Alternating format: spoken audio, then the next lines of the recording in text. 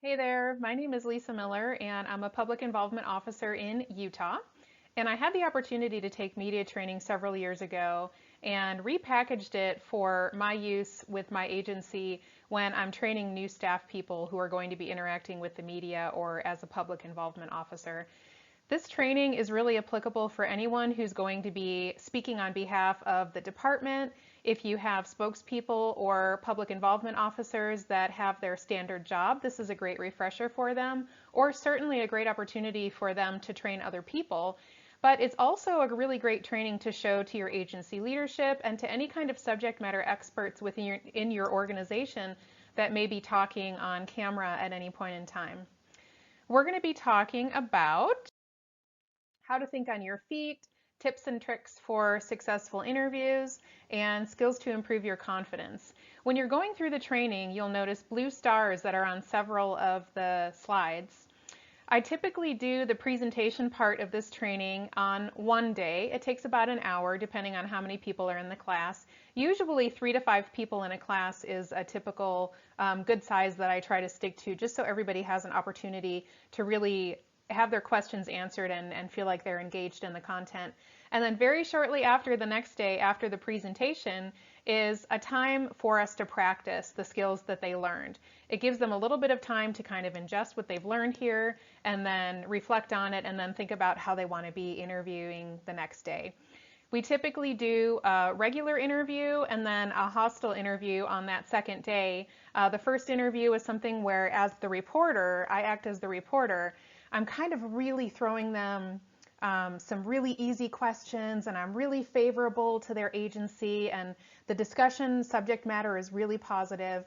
And then the hostile interview is one where the topic might not be favorable to your agency, and I might be on a really tight deadline as a reporter, and I really might not like the subject matter or really not understand the subject matter, which gives the spokesperson that's being trained the opportunity to really hone in on their skills and reflect on some of the things that we're going to be talking about. So look for those little blue stars as we're going on here. That's typically what I tell people to practice and focus on before that second day of training. Let's start out with fears. If you are watching this as a public involvement officer, then you're probably very used to having people in your organization, I don't know, run from you or hide from you when you come to them and you say, hey, the reporter is here and they want to talk about your project. Or better, of course, is there's a reporter coming by tomorrow and they want to talk about the great work that you've done and the project that you have been successful at. A lot of the folks in my organization are really kind of introverts and they don't really like communicating with media or on camera, not because they're not proud of what they're doing, because they're doing really great things. They're just very shy about it, and it's not their subject matter expertise, it's not their forte. Saying too much to fill vacant airtime is always one of those things that people get caught in, and you want to make sure that you never do that. And also being intimidated to answer a question, especially if it is a hostile interview, where a reporter is really kind of asking you that same question over and over and over, and the fourth or fifth time that they're asking you the question, they're almost expecting you to slip up and say, okay, here's the answer to that question, or they're hoping that you're going to speculate on an answer to that question, and it's always something that you should just stay away from. Also, making sure that you have very succinct sound bites, because what is easy to translate from the raw footage of an interview to a packaged, likely short TV or radio interview is going to be what's taken and used for the interview. Make sure, of course, you're never speculating, and a lot of people are worried at first about being ambushed by a reporter, which, as you'll see throughout the training, reporters are people too, and they have a job to do, and certainly their emphasis is not to ambush someone or make them look silly on camera. I should have mentioned a minute ago, this training is about 20 or 25 minutes long, and then there's some examples at the end that I'm going to try and show while I'm recording this. Hopefully that will work. If not, we'll get to that when we'll cross that bridge when we come to it. So who are the media? Media are taught in their education, in their formal education, to be neutral, unbiased, objective, but aggressive. Go get the story. go and tell the story because their audience is most likely the public or subsets of the public who really want to have public agencies be accountable to them and have any kind of corruption or other kind of negative stories really uncovered for the public benefit. And ethical is one of the things when I was doing my master's degree in journalism and mass communication that presented itself in every single one of my classes. Ethics in journalism is huge. And certainly there are different tactics and styles that reporters and journalists will use to get their story. But at the very base of the profession of journalism and reporting, ethics and unbiased reporting is what they're supposed to be shooting for. Usually, reporters and the media will really walk a fine line. They'll ask hard questions. They're not intending on trying to catch you off guard. They just want to get to the meat of the story that makes it very beneficial for their listeners and for their viewers. Oftentimes, they don't know where they're going when they get to work in the morning. Their producers and the agency leadership that they work for may have an editorial review meeting, and then they may come into work and have a very short turnaround before they get their photog, their camera person, photog, and their marching orders for the day and go out in the field. So sometimes they don't really have a lot of understanding in advance of interviewing you and having your story told. It's a very cutthroat profession as well, and a lot of the times they're underpaid and they're overworked. And you have to really remember that at the end of the day, they have families too. They're trying to earn an honest living, and it's much better when we coordinate together instead of being enemies. There's three main different kinds of news outlets. There's radio, TV, and newspaper. And radio generally gets the news out first with really short, 30-second or so stories. It can be live or it can be recorded. And a few slides ago, we talked about how you really want to try to package your sound bites to the point where they're very succinct, they're very easy to pull out of the raw footage of an interview. And recorded radio is definitely one of those examples. Of a recorded radio interview, the reporter is probably going to talk to you for maybe 5 to 7 minutes. And of that time, you're probably likely to get maybe 1, maybe 2 sound bites in that recorded radio interview. So you want to make sure that whatever is most important for your agency to get out is what you talk about first, and you can certainly repeat it and you can repackage it as the interview goes along. And we'll talk about that a little bit later. With TV, video is really essential to the story. Of course, there's a visual with TV, and it's something that you really have to make sure you are helping them to get the proper B-roll footage or kind of supplemental footage for the interview so they have really good images to show with your story. Again, with TV, for a 30-second to a 2-minute story, and a 2-minute story is pretty rare. That's like a feature story.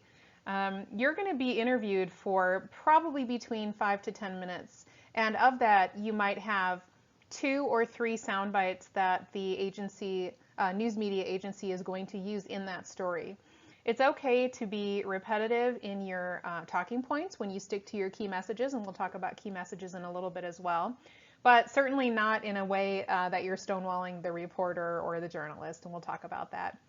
Newspaper typically lends itself to phone interviews where it's really conversational and you're just kind of talking with the reporter about the story at the topic at hand, the story that you're being interviewed on. Still photos, of course, are essential, especially if it's going to be a newspaper and a website story. And usually it lends itself to kind of longer format stories, but that conversational part about phone interviews or newspaper reporting, especially if you're working remotely and you're doing an interview via Skype or via Zoom or something like that, you have to make sure, we'll talk about this in a little bit, that you're always you always know that you're on the record for your agency. That's very important. So here's our first blue starred slide. So this is something that I would recommend if you're doing the second part of the training the next day and you're recording the interviews and you are talking with folks. Make sure that they review this slide beforehand. Interview etiquette is really important to remember, especially if it's somebody that's new and is just starting out. You're always on the record. You always have to remember that.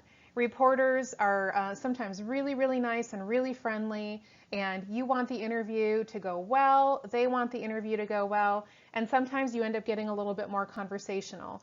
And the conversation, like when the reporter meets you in the lobby of your building, you shake hands with the photographer and with the reporter, photog also.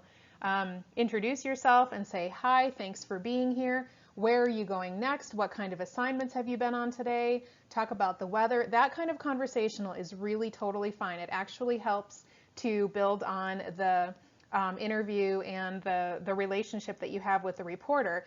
But saying things like, well, I know I'm not mic'd anymore, but this was really kind of a bad project for us. That kind of stuff is always on the record. You always have to remember that. Or, you know, if an employee of yours was caught doing something after hours, that your agency is really not proud of, saying things whether you're mic'd, whether you're unmic'd, whether the camera's rolling or not, well, I think that guy's probably going to get fired because he really should not have been doing that. That's on the record. Stay away from it. Just don't do it. You can be conversational all day long about the fact that you just planted your garden or that you're going to France for your anniversary trip, but try to keep everything that is discussed about work very much on the record. If you're sitting in an interview, make sure that you always kind of sit on the edge of the chair, have your knees tilted to one side, and lean forward by about 15 degrees. And it's probably hard to see right now, but if I'm just kind of sitting here, if I'm presenting myself in a more appropriate posture and then tilting my head very slightly, it just looks a little bit more polished. If you're standing, make sure you have 1 foot forward and 1 foot back, kind of in, what is that, second position in ballet. And your elbows bent and your fingertips almost touching. So you want your fingertips to kind of be like this, touching. And even in this video training, I talk a lot with my hands. You can probably see when you're on camera, you can certainly talk with your hands, but you definitely don't want to be doing something where it's in front of your face. You can talk with your hands while your hands are down kind of by belly button level. And then even if you're talking with your hands, it's not really very distracting. A slight smile, even when you're speaking, is always great to be able to capture that B-roll footage. Sometimes in an interview, if it's an 8-minute long interview, they might, the news media agency might take a small portion of that, and it's really hard for them to kind of start and stop the conversation and get a good visual for where you're going to be starting. And it's easier if you have a slight smile even when you're speaking.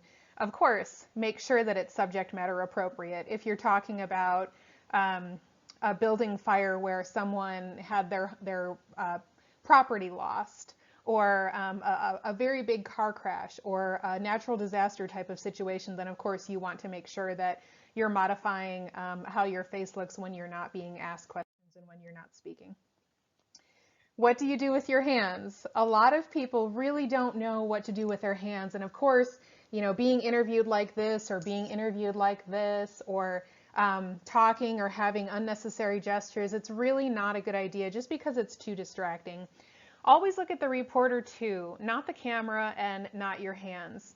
You're going to be really speaking directly to the person that's interviewing you rather than looking directly at the camera, which makes it just a little bit more palatable for the general public. It's not as uncomfortable when you're looking right at the camera and they're kind of looking right into your eyes. It's a little bit easier for the person digesting the info that you're sharing to be looking at your face without you looking at their eyes. There's a lot of on-camera etiquette that kind of goes without saying, but it's definitely worth a refresher and a reminder. If you're outside, the camera person, the photog, is likely going to try and position you for their benefit, not for your benefit, which sometimes means that you're probably going to be looking into the sun. Sunglasses sort of lend themselves to people believing that you're less credible because they can't see your face. Mustaches also in focus groups lead people to believe that you're less credible, but we won't go there. Make sure you take your lanyard off if you have a work lanyard that you're wearing. Wear small jewelry. The earrings that I have on today are probably a little bit too loud for an on-camera interview, like some small studs or something like that would probably be better. Make sure you're not chewing gum.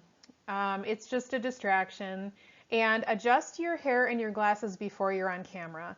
Certainly, if you have a really good relationship with a reporter and your working relationship is great and you know each other really well, you can always say to them, is there glare from my glasses right now? Would you like me to take them off? Or how's my hair, especially if you're outside, you don't want to have flyaways or something like that. And the reporter can do a 2-second check for you and say, yep, you're good. Your glasses are fine. You know, your hair is fine. Applying chapstick before the interview is a really simple trick because a lot of the times when people get nervous, they tend to either lick their lips or rub their lips together, and it just looks a little bit better when there's not something that's a very visual distraction. So definitely have your chapstick handy. And keep objects away from your mouth and face, and address the reporter and the photog by his or her first name. The golden rule, everything that we've talked about so far and everything that we'll talk about up after this is if you make the journalist's assignment pleasant and easier, they will positively reciprocate. Now, that doesn't mean that they're not going to get the content for the story that they need to tell to the public. It means that they're going to be kind to you if you're kind to them back. If you welcome them in to your organization and you are accommodating to them and you're helpful to them, fully understanding that even if it's a story that might be slightly detrimental to your organization, you're committed to getting them the best quality information and you're committed to being transparent and accountable. That's going to go a long way, especially in the future when there's more stories to tell. Before the interview, you want to make sure that you introduce yourself to the reporter and the video person, the photographer. Don't get too casual, be friendly and polite. All of those icebreakers that we talked about before are great ideas and places to start. And a good reporter and a photog, they're a team and they're used to working together. And a majority of the time at the end of my interviews, when the reporter and the journalist is done asking questions, almost every single time they'll turn to their photog and they'll say, do you have any questions you want to ask? Or is there anything that I missed? And they were probably talking about it in the vehicle on the way over to your office. The photog is always an equal part of the team, in my opinion. It's the reporter and the photog, and you want to make sure that you're being polite and addressing both of them. Before you go on camera, it's always a great idea to reiterate with the reporter, so you're here to interview me about X subject. And sometimes even in the car on the way over, what you thought they were coming over for and what they end up coming over for could be different based on what their producer is chasing story-wise for the day or by other goings-on in the community and the events. And remember, you're always on the record. Yes, on the record. During the interview, you really want to focus on the 3 to 5, I like 3, key messages that you've developed for this interview. Key messages are usually high-level points about a certain topic. So for example, a new bridge project that's going on. The key messages that you could have are very high level. My organization is committed to keeping traffic moving in this community. Key message number 2. We are environmentally sensitive and we studied this for a long period of time to make sure that it's going to be sustainable for the future and as least impactful on the environment as possible. Key message number 3. We're committed to having good construction schedules. We're trying to minimize the impact on the traveling public, and this is going to be a great project that's going to be useful for generations to come. You can always go back to your key messages and you can always repeat your key messages because depending on the order in which the reporter asks their questions, they may not use your first time that you mentioned a key message, but they may use it the third or fourth time. It sounds kind of funny when you're being interviewed and you keep going back to the same 3 or 4 or 5 phrases and key messages, but really it's a smart way to make sure that what's important to you and your agency gets included in that final interview cut. Messaging should always serve as a framework for the interview and be supported by facts and details. If a reporter asks you a question and you have a fact or a detail that's closely related to the question but doesn't really get to the heart of the question that they answered, you can always start by answering their question, reframe the question as well. Don't just say, yes, that's true, and did you know? You can repackage it by saying, that bridge project is really important to us, and did you know that 33,000 cars per day go over that bridge? They didn't necessarily ask you about that, but it's really good story content and it helps you to get your facts and your figures out into the public. Also at the end of the interview, in addition to the reporter asking the camera person, do you have any questions that you'd like to ask? Almost every single time the reporter is going to say to you, I think I've gotten everything that I need from this interview. Is there anything else you'd like to tell us? Is there anything else you'd like to tell us? Almost every single time they'll ask you.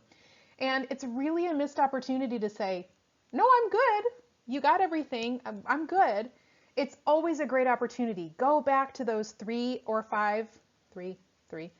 key messages and you repeat a key message. It might be the best time for you to say that particular key message. Or you can always say something that is applicable across the board for your entire organization. We want to make sure that everyone buckle up when they're traveling for this holiday season. And if you need traffic info, we have a smartphone app for that. Something along those lines, something really short, but definitely an opportunity to add additional content that they can take away and use. When you're developing your messaging, really define the objective for the interview. If you work with engineers like I do, we have something called paralysis by analysis, which means we're a very data-rich organization and we have numbers to crunch and data to use all day long, but sometimes you just get too far into the weeds and it's not beneficial and it's not applicable. There's sometimes an opportunity and an assumption that more data is always better, more content is always better. Not so. Make sure you're really focusing on the objective of the interview. Brainstorm ideas and issues related to your topic before the reporter gets there. And of course, the more time that you have to prepare, the better. And sometimes you don't have that luxury of time. But making sure that you can brainstorm enough content if it does turn from a 45-second recorded interview to a feature story where you're going to be live later in the day. Doing that prep work in advance can really help to have more of a complete and succinct interview. And prioritize according to your relevance. Going back to those key messages and going back to what your agency wants to get out there, the reporter may have an angle. Going back to that ethics that we talked about already, certainly ethical reporters will be interested in getting a very fair, very unbiased, and very complete story, but from time to time there are reporters that have angles for whatever reason, and that's not really anything that you can do anything about. However, you have the ability to control your message by sticking to those key messages and by preparing in advance and brainstorming. If there's anything unique about the story, focus on how cool that is and how unique that is. Years ago in Utah, we had a very, very large bridge move project, and several things about that project were really unique. Number one, the bridge was built on the side of the road and then slid into place once it was all finished. And the way that they moved it into place and lubricated all of the components that were moving the bridge was by using dishwashing liquid. I mean, that's pretty cool. How many tons is the bridge? How many times has a bridge this size been built on the side of the road and then slid into place when it was ready to be used? How many hundreds of thousands of gallons of dish soap are you using to be able to move this bridge? And how much does the bridge weigh? And how many cars can this carry? I mean, all of those are really cool, unique sound bites. And I'm a transportation nerd, so I tend to get excited about stuff like that. But when you're talking about something like that and you really have enthusiasm for what you're talking about, that's usually going to get picked up and used in the interview as well. Make sure you're always asking yourself as well, how will this resonate not only with the media, but with the traveling public? excuse me, or the public of your agency or your focus area. Sometimes when we're on the inside, we have too much insider knowledge and we're not translating what we know in an effective way to people that really don't have any idea what we do all day long. In my industry, we have terms like average annual daily traffic and volume, speed, and occupancy, and AM peak and PM peak, and VMT, and VMS and CCTV, and all sorts of different acronyms. And if I use any of those in an interview, people would probably have their eyes crossed. They would not know what I was talking about, and my message would really be lost. So make sure that you're always focusing on your audience and on the reporter's level of understanding. You may encounter a situation where a reporter is pretty much relentless, and there may be a reason for that. Maybe they want you to say a certain thing. They may have a lack of understanding. It may not be malicious. They may just have a lack of understanding. Or they really may be trying to get you to say something very specific. And I did a story years and years ago about the mile marker 420 road sign. And we only have one mile marker 420 in the state of Utah. Some other states have more than one mile marker 420. And the reporter kept trying to get me to say, she kept asking me, why do you think people want that road sign? Why do you think people want to steal that sign? And for the obvious reasons, she really wanted me to say that it's corresponding with marijuana use. And I killed her soundbite every single time by saying something along the lines of, that it's a good question. I'm not sure why people want to steal that sign, but the bottom line is it's theft. And if it becomes a problem, we'll work with local law enforcement to mitigate it. And she must have asked me that question 5 or 6 times, and every single time I killed her soundbite by redirecting the story where I wanted it to go. If someone is asking you repeatedly and you've already been as forthcoming as you possibly can with the data that you have and with the answer that you're providing from your agency, you can always say, as I've already stated. It's a very simple way to kind of diffuse it, and then it kills the soundbite effectively. If you don't know, and you certainly don't want to speculate, you can always say, I have to get back to you on that. If someone's asking you for traffic volume numbers from 2 days ago and you don't have those numbers at your fingertips, you can always say, that's a really great question. I'm going to have to get back to you on that. A lot of the times we get questions at my agency about crash statistics and whether someone was impaired, whether they were speeding, that sort of thing. And a great way to answer that question without necessarily answering it is by saying, the crash statistics are typically kept by our partners at the local law enforcement agency. It would probably be best for you to reach out to them on that. It's a completely legitimate, completely suitable answer, certainly not the answer that the reporter was looking for, but there's always a way to get out of answering that question if you don't have the data or if it's something that doesn't apply to the interview.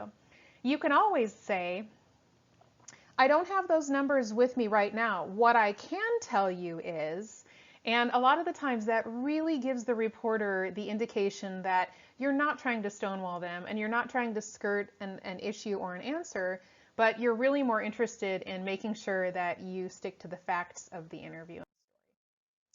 No comment is not an answer. Please don't ever use that.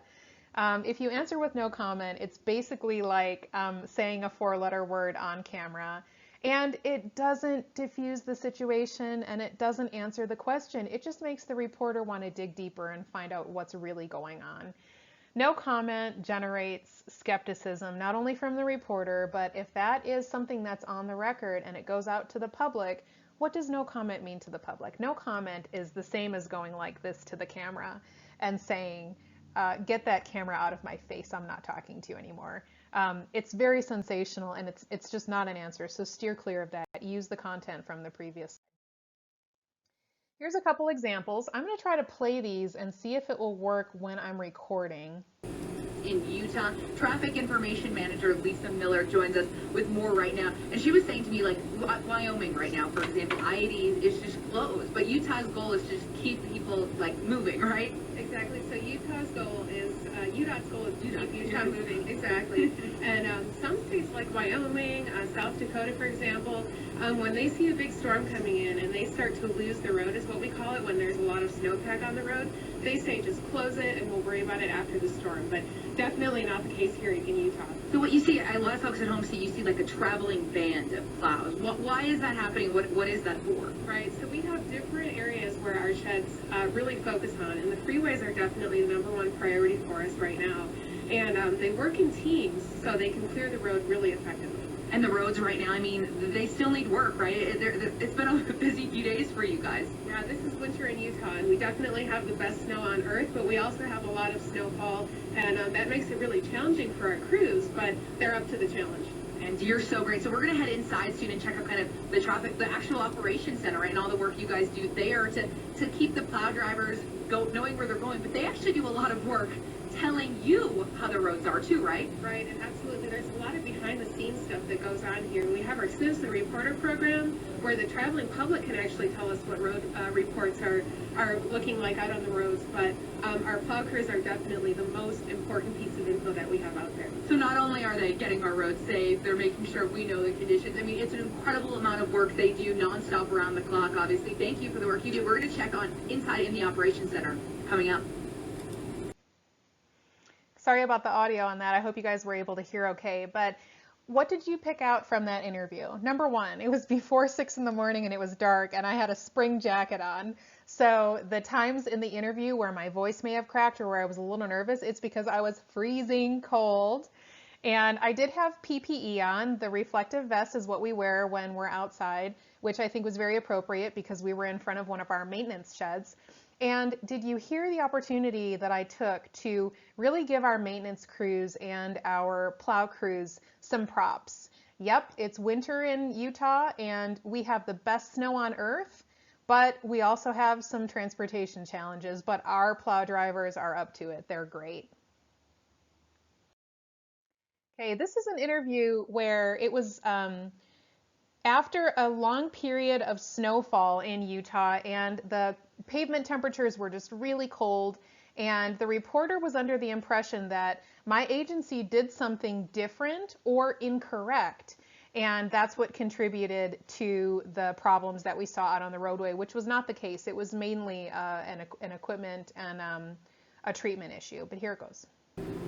The overpass is especially in bad shape. Lisa Miller with UDOT is here with the answers for us. A lot of people, I think, are saying the roads are not good today. What happened?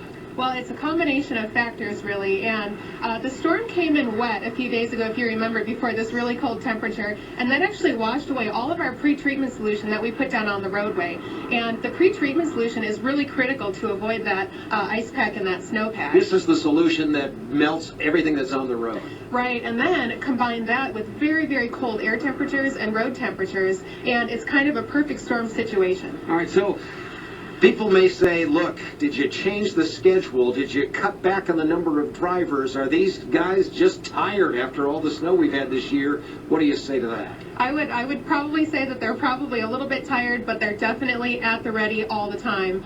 We did have our plow crews out on Christmas Day and New Year's Day when most people were with their families. This was just a situation where the storm characteristics really came in at the perfect time to make it a pretty tough commute this morning. How soon will it get better on the roads? Well, the pavement temperatures are warming up right now. We have some nice bright sunshine, and our plow crews are actually still out right now putting down some treatment solutions. We do have some snow and ice performance metrics that we use, and currently we're getting 68% above average rating, but there's room for improvement for sure. So following the storm, we're definitely going to look at that and make sure there's anything we can do to improve. We'll do that. That's the technical side of it. For most of us who are driving out there, it's just, getting from point A to point B, and it was a lot more difficult this morning than usual. Back to the news desk. Point A to point B safely. Yeah, most of us know. Thanks a lot. Amen to that. Yeah, like she said, the storm hit at the perfect time to cause a lot of trouble. The snow stopped, but now Very difficult driving. I had a slight smile on my face the whole time, understanding that this was going to be an interview where I was really going to have to explain our position from the agency. And I did take the opportunity to incorporate some messaging about our performance metrics in there. And before he had an opportunity to put me on the spot and say, what are you guys going to be doing about this? I said, we're pretty great, but there's always an opportunity for improvement. So I packaged it by hopefully commiserating with the folks that had a really bad commute that morning and let them know that we're all on the same team and we're always going to be looking for opportunities for improvement. Now, this interview is one where I answered a leading question and the reporter deliberately took it out of context. This is a great example of how to always make sure that you're on the record. Now, prior to this interview, I really did my very, very best to find exactly the information that I thought the reporter was looking for. And unfortunately, she still packaged it and took a lot of things out of context, which not only made me look bad, but made my agency look bad. Residents are angry, claiming the Utah Department of Transportation is not listening. Good evening. Tonight, a number of Midvale residents are angry, claiming the Utah Department of Transportation is not listening. The frustration surrounding the construction project to widen I-15 through Midvale. Some residents want UDOT to build a wall for protection and to block that noise from all that traffic. ABC4's Brittany Johnson joining us live from the construction area. Brittany. That's right, you guys. So behind me here is some of that construction you can see along 7200 South. Residents I spoke with say they want that 16-foot wall that they were promised by UDOT. The problem is UDOT says it was never a promise. Either way, residents say they're tired of the back and forth and they just want some straight answers from UDOT. Right now, you're looking at a field of dirt. It's where a row of homes once stood. They've been demolished to make room for UDOT's I-15 southbound project. It includes widening 7200 South to 3 lanes each direction between I-15 and Bingham Junction Boulevard in Midvale. It means the freeway will run right alongside this neighborhood. Some ridiculousness, right? Jacob Barham says when construction is finished, he'll be able to throw a baseball onto the road. I am pretty much front lines now. Barham, along with other Midvale residents I spoke with tonight, want UDOT to build a wall for protection and to help curb the noise from all the vehicles. The need for a noise wall was originally part of an environmental assessment. UDOT says it wasn't. That's incorrect. Well, I saw that and I was very happy. I was like, that's great. They're going to make a 16-foot wall. That's awesome. But all of a sudden they're coming around now and saying, well, maybe people don't want that. Let's just figure out if there's a way to get out of it. Midvale residents say UDOT is now backtracking on original plans and sending out ballots asking residents to vote, saying they will consider building a wall if 75% of the people want one. The people that are directly affected and adjacent to the roadway are the ones that receive the ballots. Spencer Mears lives 3 houses down from all the construction. He, like many other residents, never received a ballot. According to UDOT, he lives too far to be affected. I've been to people's houses a block down the road, and you still hit the freeway down there. The UDOT needs to change their policy. Robert also lives in Midvale. An engineer himself, he says things aren't adding up. Federal regulations say that if you don't get responses back, you have to keep trying. UDOT, though, has told me that if we don't get responses back, we're just not going to build a new sound wall. And tonight, UDOT says that everyone's voice doesn't matter. Those ballots that they've already sent out, they're already starting to hear back from people. Then they say they're going to send out certified ballots to people who they haven't heard back from. That story is very frustrating for me to watch because it's just really riddled with inaccuracies and in my opinion, as a trained journalist, not a very ethically composed story, but a really good reminder to make sure that you're always on the record. I think this is the last example, and this is an example of recorded in studio.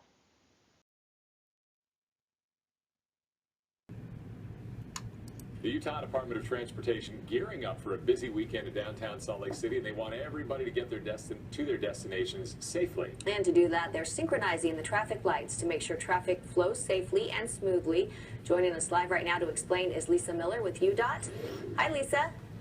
Hi, guys. Okay, so let's talk about this idea. Tell us what you're doing and why as far as synchronizing the lights downtown. Well, UDOT really tries for innovation and technology whenever we approach traffic signal lighting, but especially weekends like this downtown where we have a lot of people heading to shop, we have a lot of people going to Temple Square for the beautiful lights, and of course the LDS Christmas concert. So we have a lot of traffic signal plans in place where the efficiency is on the main corridors, so make sure you drive the speed limit, stick to those main corridors, and try tracks if you're able to.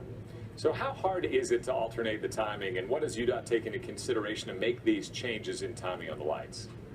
It's a great question. So day-to-day traffic management, we really stick with the AM and the PM peak commutes. And we have retimed main corridors like Bangerter Highway, State Street, Redwood Road, and of course 6 South when it comes to downtown. And we do have a lot of partnerships with local municipalities, City of Orem and Provo, for example. And it's a collective effort to really make sure that we keep traffic moving. And we do have a lot of new technologies like our signal performance measures that help us do that. So give us an idea then of what drivers can expect. What should they, be on the lookout for? Mm-hmm. Well, we do aim for arrival on green. So as long as people are following the speed limit and driving on those corridors, they should see more arrival at green lights, which reduces idling and also reduces stops, which is great. It helps things to be a lot more efficient. And so when do you expect traffic to really be flowing at its peak? I'm sorry, what was that? When do you expect traffic really to be flowing at its peak throughout these times? Mm-hmm. Well, obviously peak times when we have a lot of people coming downtown, there's also a lot more pedestrian movements. So we fully expect that for a majority of the time downtown, we will see traffic flowing at normal speeds. Of course, beginning and ending of special events or peak hours, we'll probably see a bit more of an increase in traffic, but that's a great opportunity for people to know before they go. Check our UDOT traffic app. We do have traffic cameras on the app that are downtown, so you can have a picture in your mind of what to expect before you head down. Hey, Lisa, before we let you go, are these changes just through the holidays? I'm sorry, what was that? Are these changes, these traffic timing changes, just through the holidays? They are. We do have increased staffing in our traffic operations center every Saturday in December. So not only downtown, but most places where there's increased traffic around malls or around special event venues. So we did ramp it up for the holiday season, but we do aim for good traffic signal timing all year long. Well, it is the season for all this. I was downtown last week, and oh my goodness, so many cars down there right now with shoppers and the lights and everything. So yeah, good time to do it. There's a lot going on. There is. Thanks a lot, Lisa. Thank you. There were a couple of times during that interview where, of course, I'm at the traffic management division and they're in their studio where I couldn't hear them. And it's always a hard time with a time delay for you to be smiling and nodding, waiting for them to ask their question and waiting for the 5-second delay for the question to arrive in your earpiece. And the times when I asked for clarification, thankfully, I was able to hear them on the second time. But always important to make sure that you understand and you know what question they're asking before. And I'm sorry, I must have skipped a slide and I don't think I'm able to go back, but that interview that was in studio was a really nice, friendly interview where we were talking about emergency preparedness.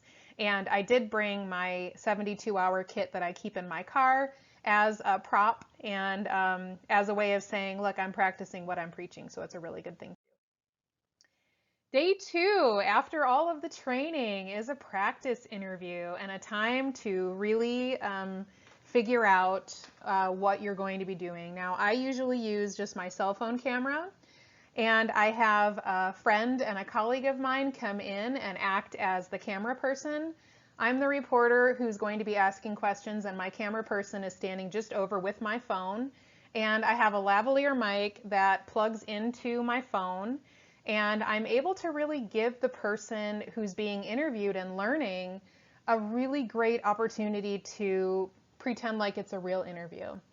When we get into the room, I say, hi, I'm Lisa. I'm with X Media Organization. Thanks so much for meeting with me today. We start out by saying and spelling their first and last name and talking about their role within the organization. And for these practice interviews, I let them talk about whatever subjects they want to be talking about. Sometimes when there's subject matter that's more familiar to them, people are more comfortable with talking on camera. And then sometimes people say, it doesn't really matter, just give me a subject and we'll talk about it. They usually give me about a half page of content and detail for the topic that I'm going to be interviewing them on. And that allows me to hold on to that half page sheet of detail and then reference what I know as a reporter about the subject. And, you know, from time to time, I'll throw them a curveball and I'll say, now the information that I have here is different than what you just told me. Can you elaborate on that a little bit? And that gives them an opportunity to either kill the soundbite, elaborate with more detail, or bring the story back to the topic at hand that they want to cover.